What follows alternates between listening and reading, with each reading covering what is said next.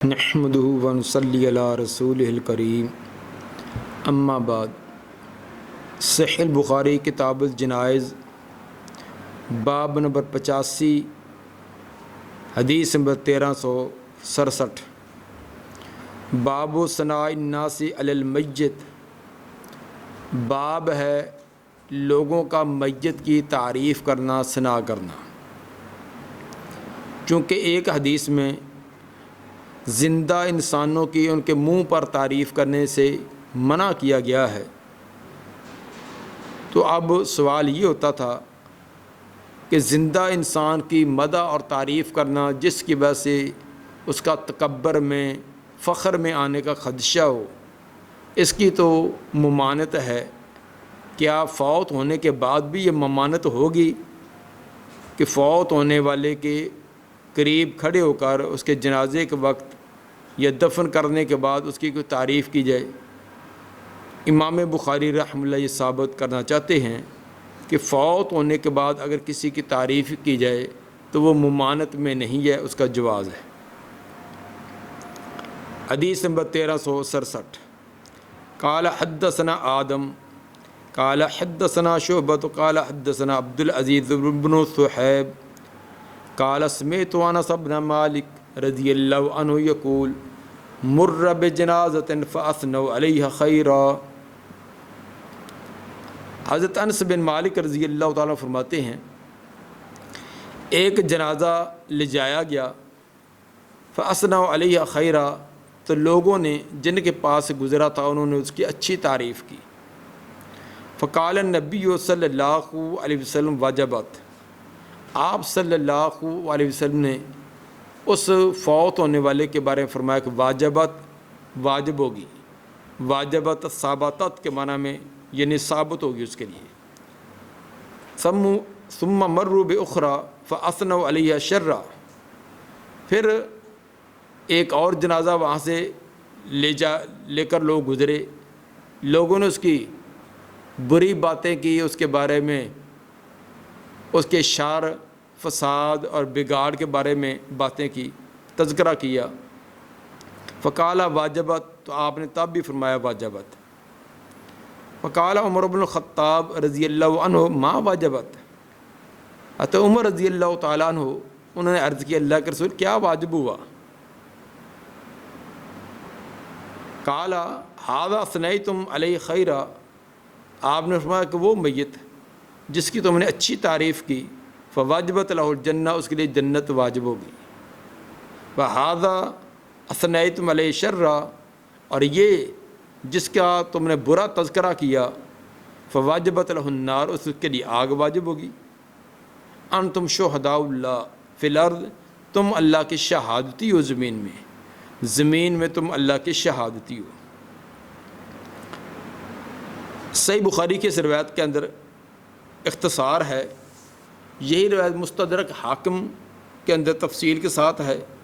مستدرک حاکم کی جلد 1 صفحہ 533 حدیث نمبر 1397،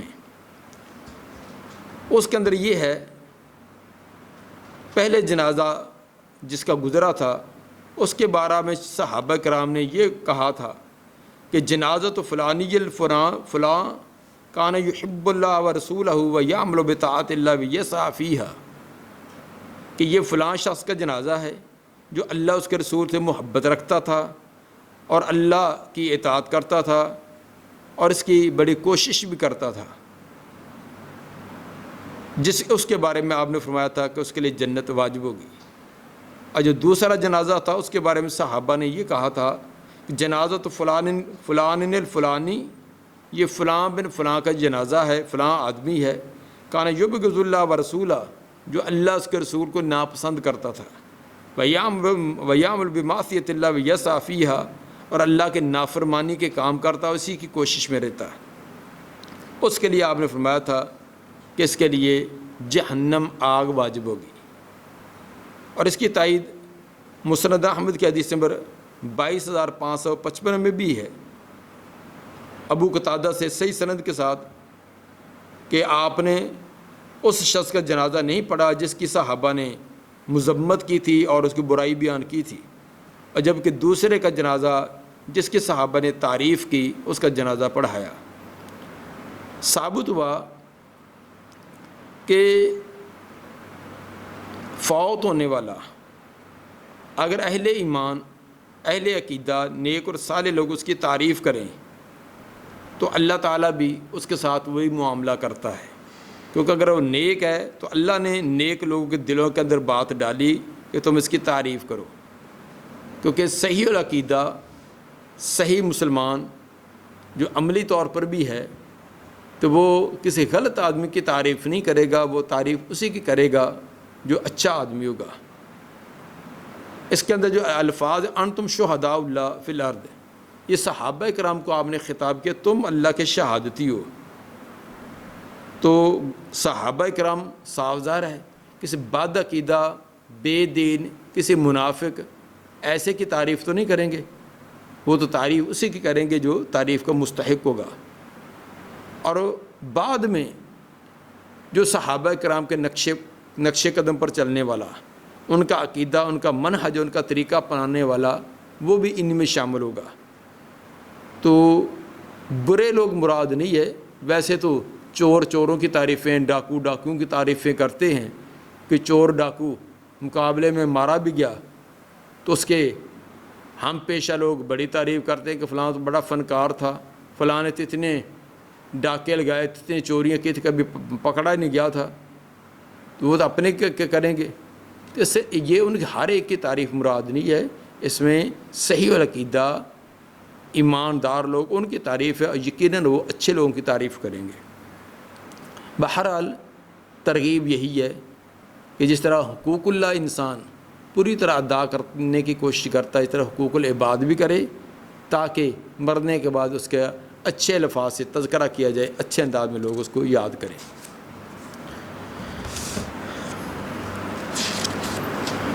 حدیث نمبر 1368، حدثنا عفان بن مسلم قال حدثنا داؤد بن ابی الفرات عن عبد الله بن بريدة عن ابی الاسود قال قدمت المدینہ وقد وقع بها مرض۔ عبداللہ بن بریدہ رضی اللہ تعالیٰ عنہ فرماتے ہیں میں مدینہ میں آیا نا۔ عبداللہ بن بریدہ ابو الاسود سے بیان کرتے ہوئے ابو الاسود فرماتے ہیں قدمت المدینہ، میں مدینہ میں آیا، وقد واقع بها مرض، اور مدینہ کے اندر ایک وبا پھیل چکی تھی۔ جس طرح کہ امام بخاری آگے کتاب الشہادات حدیث نمبر 2663 کے اندر 2643 میں 2643 کے اندر یہ الفاظ بھی لائے ہیں، وَهُمْ يَمُوتُونَ مَوْتًا ذَرِيًّا، لوگ بڑی تیزی سے مرنے لگے، ایسی وبا تھی جس کی وجہ سے موتیں بہت زیادہ ہونے لگیں۔ فرماتے ہیں ابو الاسود فرماتے ہیں کہ فجلست الی عمر بن الخطاب رضی اللہ عنہ، میں عمر بن خطاب رضی اللہ تعالیٰ عنہ کے پاس بیٹھا، فمرت بہم جنازۃ، ان کے پاس ایک جنازہ گزرا، فاثنی علی صاحبها خیرا، اس جنازے والے کی اچھی تعریف کی گئی، فقال عمر رضی اللہ عنہ واجبت، تو حضرت عمر رضی اللہ تعالیٰ نے فرمایا کہ واجبت یعنی ثابتت، اس کے لیے ثابت ہو گئی۔ ثم مر باخری فاثنی علی صاحبها خیرا، پھر ایک اور جنازہ گزرا، اس کی بھی لوگوں نے اچھی تعریف کی، فقال عمر رضی اللہ عنہ واجبت، تب بھی حضرت عمر رضی اللہ تعالیٰ عنہ نے واجبت کا لفظ بولا۔ ثم مر بالثالثہ، کچھ دیر بعد ایک تیسرا جنازہ بھی گزرا، کیونکہ وبا پھیلی ہوئی تھی، موتیں بڑی تیزی سے ہو رہی تھیں، تو ایک تیسرا جنازہ بھی گزرا، فاثنی علی صاحب الشر، تو اس جنازے والے کی برا تذکرہ کیا گیا، فقال واجبت، اس کے لیے بھی حضرت عمر رضی اللہ تعالیٰ نے وہی لفظ واجبت کا فرمایا۔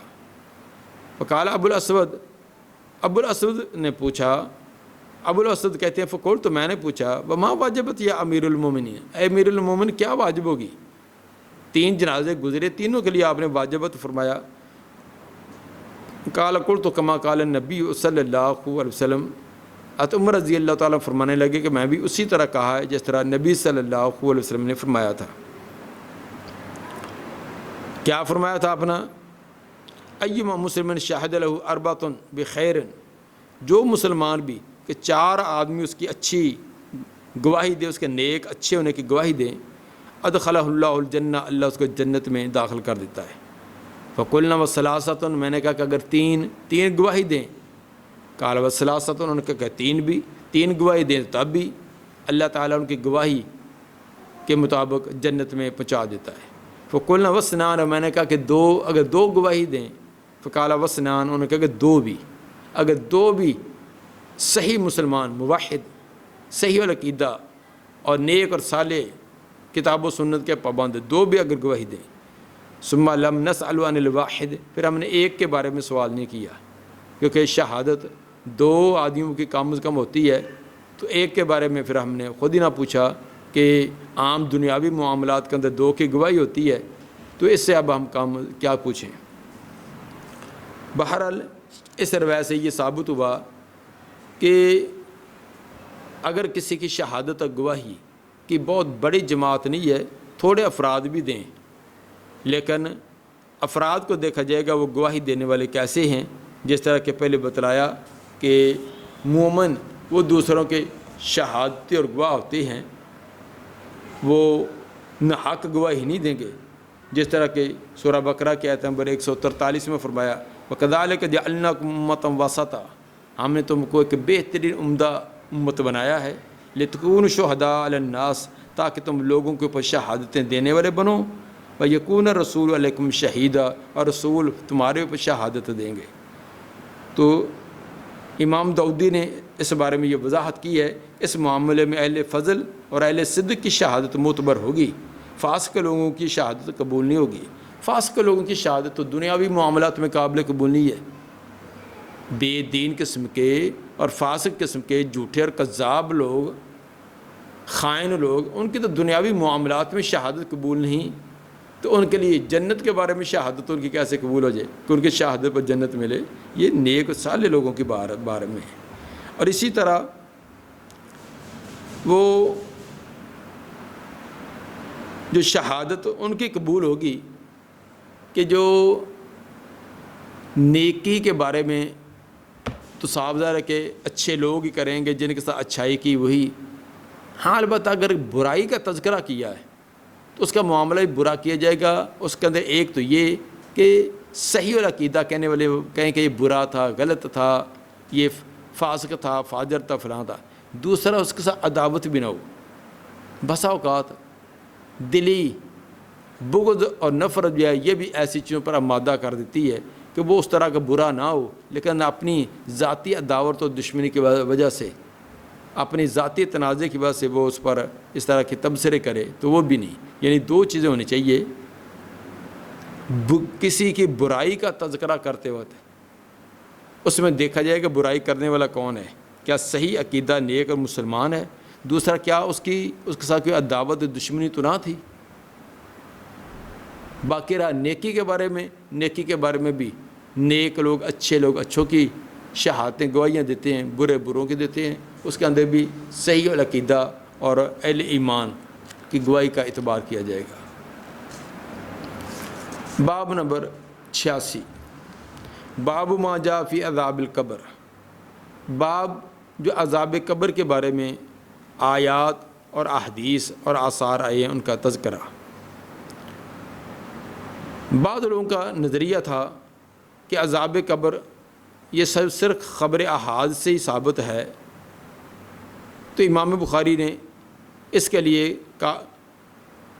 متعدد آیات بیان کی ہیں تاکہ جو اس بات کو خبر احاد کہہ کر ٹال کر اپنی جان بچانے کی کوشش کرتے ہیں اور اپنے فاسد عقیدے کو ترویج دیتے ہیں، ان کی خوب اچھی طرح تردید ہو جائے۔ خارجی اور معتزلہ ان کا رد بھی کیا جو عذاب قبر کے منکر ہیں۔ تو مجرم لوگ، برے لوگوں کو مرنے سے لے کر حشر تک، دوبارہ قیامت کے دن اٹھنے تک، اس درمیان والے جتنا وقفہ ہے، وہ 1000 سال ہے، 5000 سال ہے، 10,000، جتنا بھی، اس کے دوران برے لوگوں کو مرنے سے لے کر اٹھائے جانے تک جو سزائیں ملتی، یہ تمام کے تمام عالم برزخ ہے۔ ان کو جس طرح کی بھی سزا ہے وہ عالم برزخ ہے، اور اسی عالم برزخ کو ہی عالم قبر کہا جاتا ہے۔ ہمارے عصر حاضر میں بھی ایک فرقے نے یہ شوشہ اٹھا رکھا ہے کہ عذاب اور جزا اس زمینی قبر پر نہیں ہے. جس قبر کے اندر ہم میت کو دفنا کر آتی ہیں، جن کو زمینی قبر کہتے ہیں، وہ کہتے ہیں کہ یہ جزا اور سزا اس قبر میں نہیں ہے، بلکہ یہ برزخی قبر ہے. وہ پتہ نہیں کون سی برزخی قبر ہے. تو یہی قبر مراد ہے. مرنے والے کے لیے وہی برزخ ہے. برزخ کا مطلب پردہ. دنیا کی زندگی اور دوبارہ دنیاوی زندگی کے درمیان ایک پردہ حائل ہے. اس کی نیک ہے تو آسائشیں بہاریں ملتی ہیں، لیکن اس کا دنیا کے ساتھ سمجھنا یا دنیا کے اندر اس کا آنا، یہ تمام چیزیں ہماری عقل سے ماورا ہیں. برے کو اس طرح سزائیں ہیں، لیکن اس کے جسم کو دیکھیں، ہاتھ لگائیں، ویسے پڑا ہوا ہمیں کچھ محسوس نہیں ہوگا. یہ تمام برزخ ہے. کیفیت اس کی کیا ہے، وہ کیفیت اللہ جانتا ہے. تو یہی قبر مراد ہے. جس قبر کے اندر ہم دفن کر کے آتے ہیں، وہ قبر کی ڈیری باقی رہے، ختم ہو جائے. اس کو قبر میں دفن کیا جائے، وہ سمندروں کے تہہ میں چلا جائے، وہ جانوروں کے پیٹوں میں چلا جائے، اس کو جلا کر اڑا دیا جائے. مرنے کے بعد جہاں کہیں بھی وہ گیا، یہی اس کی قبر ہے، اور اسی کے اندر اس کی جزا اور سزا ہے. اس کی کیفیت کیسی ہے، کیفیت اس کی اللہ ہی جانتا ہے. امام بخاری رحمہ اللہ نے اس سلسلہ میں کئی ایک روایات بیان کر کے یہ ثابت کیا ہے کہ قبر سے مراد یہ زمینی قبر ہے، اسی کے اندر حساب و کتاب ہے، اسی کے اندر جزا سزا ہے. اس کی کیفیت ہماری عقلوں سے ہم سے ماورا ہے. قرآن نے متعدد جگہ پر قبر کا تذکرہ کیا، اسی قبر کا کیا ہے. جس طرح سورہ عباسہ کی آیت نمبر 17 سے لے کر 22 تک تذکرہ کیا، قتل الانسان ما اکفرا. تو آگے دو چیزوں کا تذکرہ کیا کہ ہم نے ہر انسان کو نطفے سے پیدا کیا اور ہر ایک کو قبر بھی دی ہے. مرنے کے بعد جہاں کہیں کوئی جاتا وہ اس کی قبر ہے. یہ قرآن کے نص ہے. سورہ توبہ کی آیت نمبر 84 میں فرمایا منافقین کے بارے میں، وَلَا تُصَلِّ عَلَىٰ أَحَدٍ مِّنْهُمْ. ان منافقوں میں سے کوئی بھی مر جائے تو ان کے آپ نے نماز جنازہ بھی نہیں پڑھنی. وَلَا تَقُمْ عَلَىٰ قَبْرِهِ. اس کے قبر کے اوپر بھی کھڑے نہیں ہونا. قبر سے مراد وہی ہے جو مٹی کی ڈھیری ہے، جو زمین پر ہوتی ہے، وہی ہے. وَلَا تَقُمْ عَلَىٰ قَبْرِهِ. تو قرآن نے اسی جس کے اندر میت کو اتارا جاتا ہے، دفن کیا جاتا ہے، اسی کو قبر کہا ہے. اسی طرح حتیٰ زرتم المقابر، یہاں تک تم قبروں کو کی زیارت قبریں جا دیکھی. جس سے قبر سے مراد وہی جو قبرستان میں قبریں ہوتی ہیں وہی مراد ہے. وَإِذَا الْقُبُورُ بُعْثِرَتْ. جب قبروں کو کھڑا جائے گا تو یہی قبریں ہیں، انہی قبروں کو کھڑا جائے گا، نہ کہ اس کے علاوہ کوئی اور قبریں ہیں. ہاں البتہ قبر تو یہی ہے، لیکن اس کا معاملہ کیسے ہے، اس کی جزا اور سزا کی کیفیت کیا ہے، وہ ہم نہیں جان سکتے. امام بخاری رحمہ اللہ پہلے کچھ آیات لائی ہیں. فرمایا کہ وقول تعالی اذ الظالمون فی غمرات الموت. یاد کرو اس وقت کو، پیچھے الفاظ ہیں ولو تری اذ الظالمون. کاش کہ تم آپ دیکھیں جس وقت ظالم لوگ فی غمرات الموت، موت کی بے ہوشیوں میں ہوتے ہیں. کیا کیفیت کیا ہوتی ہے؟ والملائکۃ باسطوا ایدیہم. اور فرشتے اپنے ہاتھ بڑھا بڑھا کر ان کی طرف زجر و توبیخ سے کہتے ہیں اخرجوا انفسکم. نکالو اپنی جانوں کو. الیوم تجزون عذاب الہون. آج تمہیں رسوائی والا عذاب دیا جائے گا. امام بخاری رحمہ اللہ نے یہ ثابت کیا کہ یہ موت کے وقت کی کیفیت ہے کہ جب ظالم لوگوں کو موت آتی ہے، فرشتے سخت زجر و توبیخ کرتے ہیں، مار مار کر ان کی ہوش اڑا دیتے ہیں، اور ساتھ زجر و توبیخ کرتے ہوئے کہتے ہیں اخرجوا انفسکم. اپنی جانوں کو نکالو. اور پھر کیا کہتے ہیں الیوم تجزون عذاب الہون. آج تمہیں رسوائی والا عذاب دیا جائے گا. کب؟ جب ان کی موت آ رہی اس وقت کہا جاتا ہے کہ آج تمہیں رسوائی والا عذاب دیا جائے گا. حالانکہ جو عذاب ہے، جہنم والا عذاب ہے، وہ تو قیامت کو ہے. قیامت کے دن اٹھنا ہے، حساب و کتاب ہوگا. حساب و کتاب کے بعد نیک جنت میں، برے جہنم میں. تو جنت اور جہنم کے اندر دخول تو قیامت کے بعد ہے. تو اب جو کوئی فرشتے مجرموں کو یہ دھمکی دیتے کہ آج تمہیں ذلت اور رسوائی والا عذاب دیا جائے گا۔ اس عذاب سے مراد کون ہے؟ یہ تمام کے تمام قبر والا اور برزخ والا عذاب مراد ہے۔ عذاب الہون کا لفظ ہے، یہ سورۃ الانعام کے آیت نمبر 93۔ تو اس کے متعلق امام صاحب اس کا معنی فرماتے ہیں کہ حول حوان، ہون سے مراد رسوائی ہے۔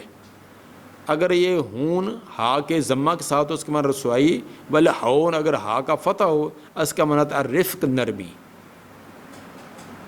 دوسری ہے سورہ توبہ کی آیت نمبر 101، وقول جل ذکر، اللہ تعالیٰ جس کا شان مرتبہ اور مقام بہت ہی اعلیٰ ہے، وہ فرماتے ہیں سنعذب مرتین، ان قریب ہم عذاب دیں گے تم کو 2 مرتبہ، ثم یردون الی عذاب عظیم، پھر تمہیں لٹایا جائے گا بہت بڑے عذاب کی طرف۔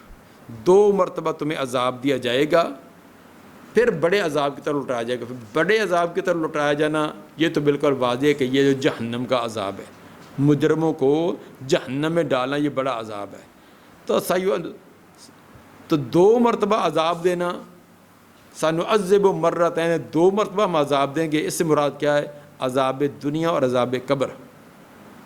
جس طرح کہ محمد بن اسحاق نے اور باقی اہل علم نے اس کے بارے میں وضاحت کی ہے، تو ثابت یہ ہوا کہ 2 مرتبہ عذاب مجرموں کے، ایک دنیا کے اندر ذلت، رسوائی اور قتل، گرفتار، قید، یہ سزا دنیا کی، دوسری قبر میں یہ 2 مرتبہ عذاب دیں گے۔ یہ تو ہو گیا بڑے عذاب سے پہلے۔ بڑا عذاب قیامت کے دن جو جہنم ہے وہ ہے۔ تو ثابت ہوا کہ بڑے عذاب سے پہلے جو عذاب ہے وہ قبر والا، ایک اس کو عذاب کہا گیا اور ایک دنیا کا۔ اسی طرح سورہ غافر کی آیت نمبر 45 اور 46 میں فرمایا آل فرعون کے بارے میں، یہ بالکل کتنی واضح اور کلیئر آیت ہے۔ وحاق بآل فرعون سوء العذاب، احاطہ کر لیا فرعونیوں کا سخت عذاب نے، برے اور سخت عذاب نے آل فرعون کا احاطہ کر لیا، گھراؤ کر لیا۔ وہ کیا تھا؟ کس عذاب نے گھراؤ کر لیا؟ النار، وہ تھی آگ، یوردون علیہ غدوا و عشیہ، وہ پیش کیا جاتے اس آگ پر صبح و شام۔ فرعون اور اس کے حواری، ان کو صبح و شام آگ پر پیش کیا جاتا ہے۔ یہ تو ہو گیا حشر، قیامت سے پہلے پہلے۔ وَيَوْمَ تَقُومُ السَّاعَةُ، اور جب قیامت قائم ہوگی تو کہا جائے گا ادخلوا آل فرعون اشد العذاب، اب تمام فرعونیوں کو سخت عذاب میں مبتلا کر دو۔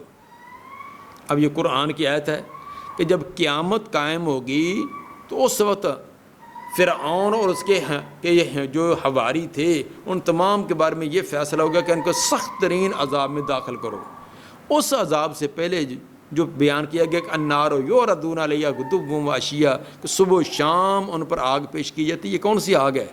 یہی برزخ والی، یہ برزخ والی، یہ قبر والی، یہی وہی مراد ہے۔ ان 3-4 آیات سے امام بخاری رحمہ اللہ نے یہ ثابت کیا کہ عذاب قبر یہ صرف احادیث سے، اور احادیث بھی صرف خبر احاد سے ثابت نہیں، بلکہ یہ تو خود قرآنی نصوص سے ثابت ہے۔ اور احادیث بھی ان کو خبر احاد کا کر ایک سائڈ پر لگا دینا یہ بھی درست نہیں ہے، بلکہ احادیث بھی بہت زیادہ جو مشہور احادیث کے سے درجے سے بھی فائق ہیں۔ حدیث نمبر 1369، قال حدثنا حفص بن عمر قال حدثنا شعبہ عن علقمۃ بن مرثد عن سعد بن عبیدہ عن البراء بن عازب رضی اللہ عنہما عن النبی صلی اللہ علیہ وسلم قال اذا عقد المؤمن فی قبرہ اتی ثم شاہد ان لا الہ الا اللہ وان محمد رسول اللہ۔ نبی صلی اللہ علیہ وسلم نے فرمایا اذا عقد المؤمن فی قبرہ، جب مومن کو اس کی قبر میں بٹھایا جاتا ہے، دفن کرنے والے دفن کر کے واپس پلٹتے ہیں تو اس کو قبر میں بٹھایا جاتا ہے۔ اوتیا پیش کیے جاتے ہیں، یعنی فرشتے حاضر ہوتے ہیں۔ ثم شاہدہ، پھر وہ مومن شہادت دیتا ہے اللہ الہ الا اللہ، اللہ کے سوا کوئی الہ، کوئی معبود نہیں، وان محمد رسول اللہ، اور حضرت محمد صلی اللہ علیہ وسلم اللہ کے رسول ہیں۔ فضالہ کا قول، یہی ہے اللہ تعالیٰ کے اس فرمان کا مطلب۔ سورہ ابراہیم کی آیت نمبر 27 میں جو فرمایا یثبت اللہ الذین آمنوا بالقول الثابت، اللہ تعالیٰ ثابت قدم رکھتا ہے ایمانداروں کو بالقول ثابت، جس قول پر وہ زندگی بھر ثابت رہے، جس عقیدہ توحید پر زندگی بھر وہ قائم اور دائم رہے، اللہ تعالیٰ قبر کے اندر بھی ان کو اس پر ثابت قدم رکھتا ہے۔ تو ثابت ہوا کہ یثبت اللہ الذین آمنوا بالقول الثابت کا تعلق قبر کہ جب دفن کر کے واپس آتے ہیں تو وہ جواب دینے کے اندر شہادتین کا اقرار کرتا ہے، جواب دیتا ہے، تو یہ ثابت قدمی یہی مراد ہے۔ تو ثابت ہوا کہ یہ قبر کے اندر حساب کتاب ہوتا ہے، اور اس سے مراد یہی قبر ہے جس کے اندر میت کو دفن کیا جاتا ہے، اور شہادتین کا اقرار کرنے والا کامیاب ہوتا ہے، اور جو ہاں لا ادری جس کو کوئی پتہ نہیں ہوتا وہ ناکام ہو جاتا ہے۔ حدثنا محمد بن بشار قال حدثنا گندر حدثنا شعبہ بہذا، یہی روایت ایک دوسری سند کے ساتھ بھی آئی ہے، اس کے اندر یہ الفاظ زیادہ ہیں کہ یثبت اللہ الذین آمنوا نازلت فی عذاب القبر، کہ یہ آیت عذاب قبر کے بارے میں نازل ہوئی ہے۔ یہ تفصیلی روایت جو آگے حدیث نمبر 4699 کے اندر ان الفاظ کے ساتھ آئے گی۔ تو ثابت ہوا کہ یہ قبر کے متعلقہ یہ آیت ہے، یہ قرآن نص سے ثابت ہوا کہ قبر کے اندر حساب کتاب ہوتا ہے، اور کامیاب لوگوں کے لیے انعامات اور ناکام ہونے والوں کے لیے سخت سزائیں ہیں۔ حدیث نمبر 1370 حدثنا علی بن عبد اللہ قال حدثنا یعقوب بن ابراہیم حدثنی ابی عن صالح حدثنی نافع ان ابن عمر رضی اللہ عنہما خبر قال اطلع النبی صلی اللہ علیہ وسلم علی اہل القلیب۔ عبداللہ بن عمر رضی اللہ عنہ فرماتے ہیں نبی صلی اللہ علیہ وسلم نے کنویں والے قلیب بدر کے کنویں کے اندر جن کو گھسیٹ کر جن کافروں کو پھینکا ہوا تھا، تو آپ نے ان کو ایسے جھانک کر دیکھا۔ فقال، آپ نے فرمایا وجدتم ما وعد ربکم حقا، جو اللہ نے تم سے وعدہ کیا تھا وہ تم نے سچ پا لیا؟ ذلت، رسوائی، تباہی، بربادی، عذاب کا جو وعدہ تھا کیا تم کو مل گیا ہے؟ فقیل لہو، تو آپ کو کہا گیا اتدعو امواتا، کیا آپ مردوں کو آواز دیتے ہیں؟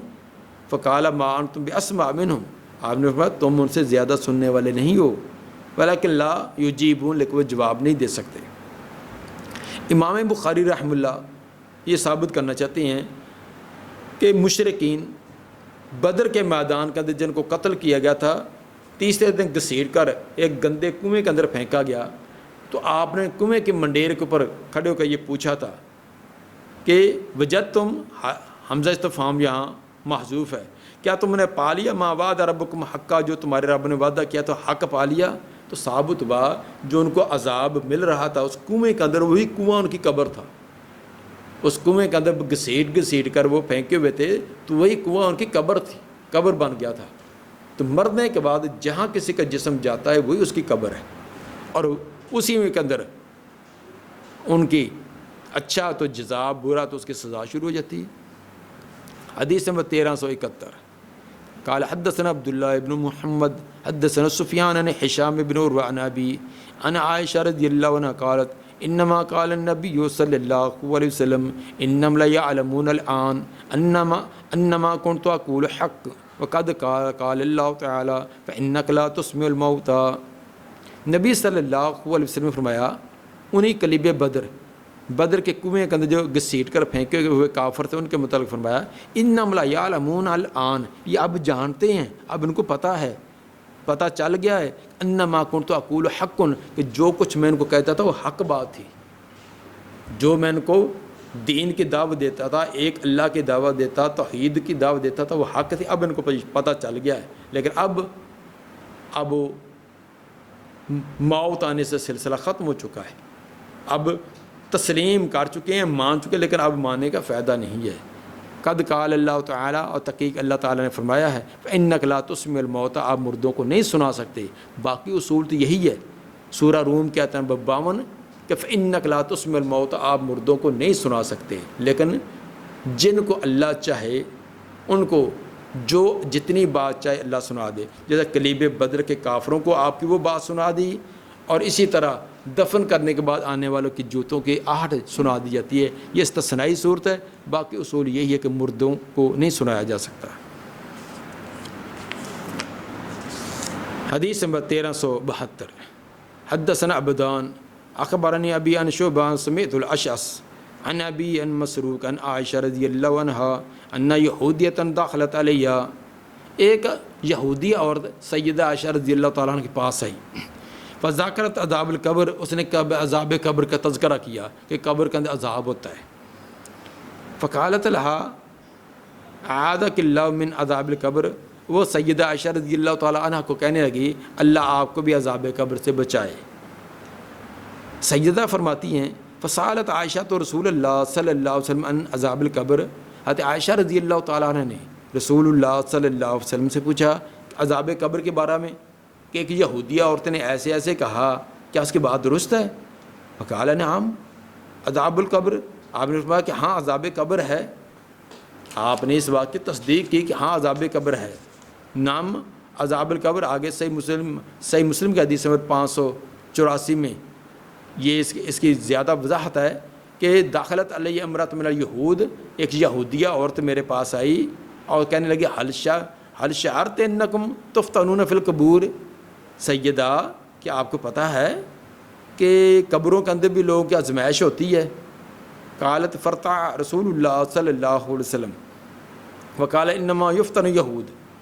نبی صلی اللہ علیہ وسلم یہ بات سن کر ایک گھبرائے اور آپ نے فرمایا کہ یہودیوں کی آزمائشیں ہوتی ہیں. حضرت عائشہ فرماتی فلبثنا لیالیہ، تھوڑی راتیں ہم ٹھہرے تھے. ثم قال رسول اللہ صلی اللہ علیہ وسلم، پھر آپ صلی اللہ علیہ وسلم نے خود فرمایا حل شعرت انه اوحی علیہ.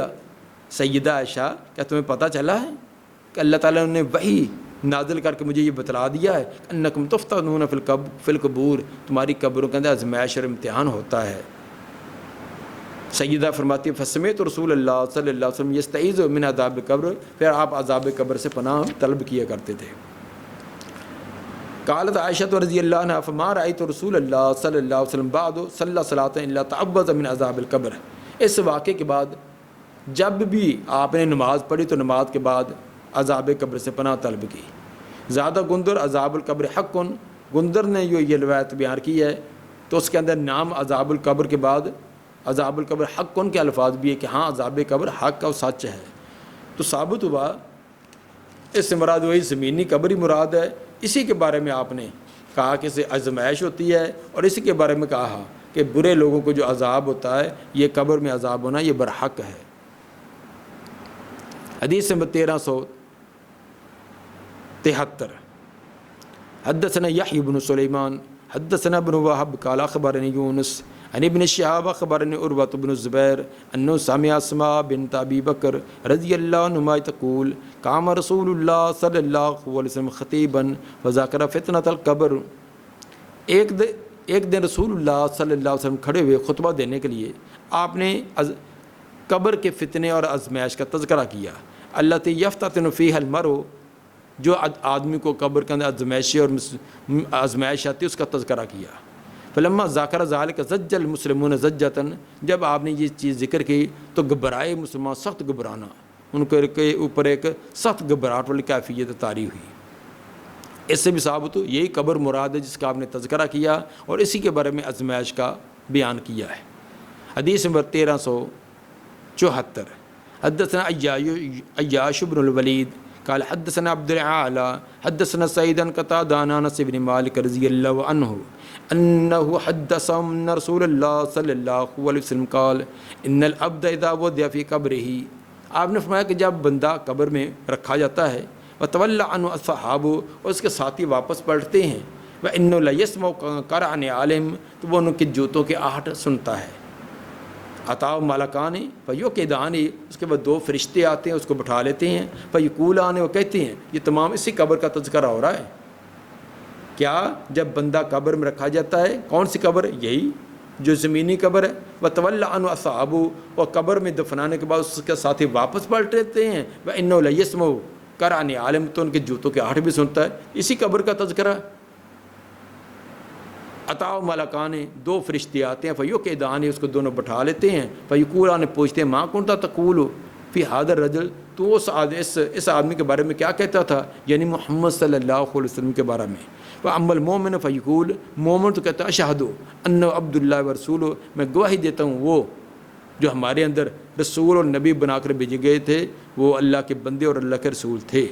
فَيَقُولُ لَهُ انظر إِلَى مَقْعَدِكَ مِنَ النَّارِ، اس کو کہا جاتا ہے دیکھ اپنا ٹھکانہ آگ میں. یہ دہکتی آگ، یہ تھا تیرا ٹھکانہ اگر تم ایمان قبول نہ کرتا، اللہ پر رسول پر ایمان نہ لاتا. قد ابدلک اللہ بہ مقعد من الجنہ، اب بدل دیا اللہ تعالیٰ نے تیری جگہ کو جنت میں، اب یہ جہنم والی جگہ ختم کر کے جنت میں بنا دی ہے.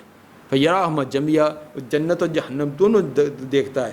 اگر میں صحیح عقیدہ نہ اپناتا، اللہ اس کے رسول کی اطاعت نہ کرتا، پھر یہ جہنم والا میرا ٹھکانہ تھا، اللہ نے وہ ختم کر کے اب یہ جنت والا بنا دیا ہے. اس کے اندر بھی عذاب قبر کے بارے میں، اور قبر سے مراد یہی برز، یہی دنیا والی جو قبر ہوتے وہی، اور اسی کو عالم برزخ کہا جاتا ہے، اس کی عالم قبر کہا جاتا ہے. باقی جوتوں کے سننے کے آہٹ یہ پہلے بھی بیان ہو چکا ہے، یہ ایک خاص واقعہ ہے، صرف اسی میت کے ساتھ ہے، کیونکہ جتنے قیود بڑھا کر کہا جائے اتنا مفہوم محدود ہوتا ہے. آپ نے فرمایا کہ ان العبد اذا وضع فی قبر، جب بندے کو قبر میں رکھا جاتا ہے، وتولی عنہ اصحابہ، اس سے اس کے ساتھی واپس پلٹتے ہیں، وانہ، بے شک وہ جس کو دفن کیا گیا وہی، سارے قبرستان والے نہ، صرف وہی، لا یسمع قرع نعال، وہ ان کے جوتے جو دفن کر کے واپس پلٹ رہے ہیں ان کے جوتوں کے آہٹ سنتا ہے. یہ خاص واقعہ ہے، صرف اسی کو سنایا جاتا ہے کہ جن کی خاطر تو نے اتنے ویل کیے تھے، پتہ نہیں کیا کچھ کیا تھا، یہ وہ دفنا کر یہ جا رہے ہیں، تو یہ چھوڑ کر وہ جا رہے ہیں.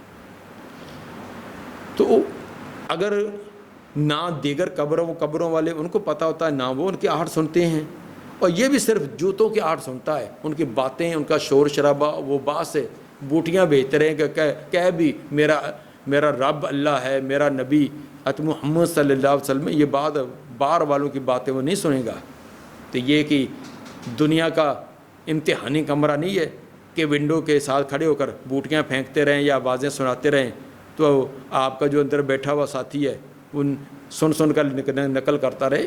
یہ صرف جوتوں کے آہٹ سنائی جاتی ہے کہ یہ ہو جا رہے.